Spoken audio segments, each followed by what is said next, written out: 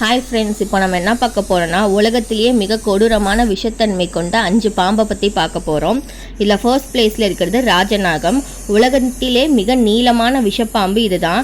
இது இந்தியா, தென்கிழக்கு ஆசியா போன்ற நாடுகளில் அதிகமாக காணப்படுகின்றன.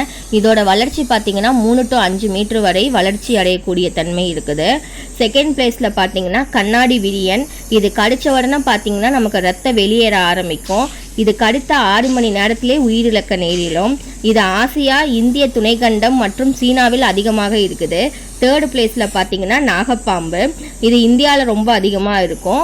இதோட விஷம் பார்த்தீங்கன்னா நரம்பு மண்டலத்தையே தாக்கக்கூடியது. இது எந்த மாதிரி இடத்துல இருக்குன்னா வயல்வெளிகள், தோட்டங்கள், புதர்கள், பாலடைஞ்ச கட்டடத்துங்களை கூட இது அதிகமாக இருக்கும்.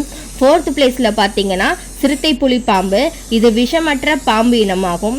இது அதிகமாக இருக்கிறது ஐரோப்பாவில் தான். அதுவும் புதர் செடிகள், தோட்டங்களில் தான் அதிகமாக இருக்கும். ஃபிஃப்த் பிளேஸில் பார்த்தீங்கன்னா கடல் பாம்பு.